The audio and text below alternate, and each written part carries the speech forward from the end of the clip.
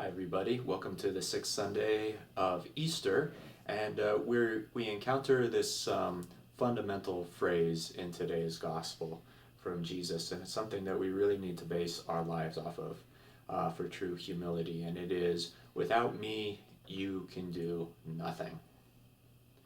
Without me you can do nothing. This is so incredibly important, because really without God we can do nothing.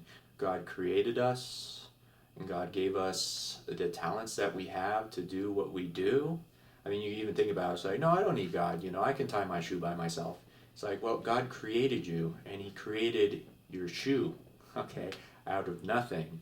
And He's given you the intellect to do what you can do to tie your shoe. We literally cannot do anything without God. And this is why we feel this tension, if you will, in life when we don't live according to the ways of God.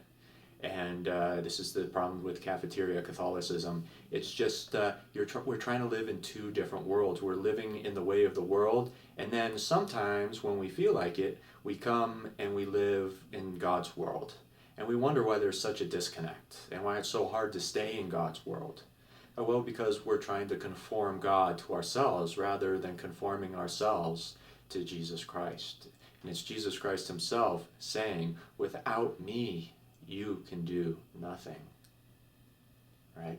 And so what's His answer? Without me, you can do nothing. Abide in me. Okay? So stay with Jesus always. Abide with Him. Stay connected to the branch. When we stay connected to Jesus, then we can do so much. Rather, He can do so much through each and every one of us. But when we continually use Jesus, just for, I'm really scared, or, I'm really happy, and then we go on our merry way doing only what we want to do and not what Jesus is asking us to do, then we feel that tension again. It's more than a tension, it's kind of a trauma. It's just like, well, I was away for so long. So we have to know that without Jesus, we can do nothing, truly, and that we need to abide with Him always.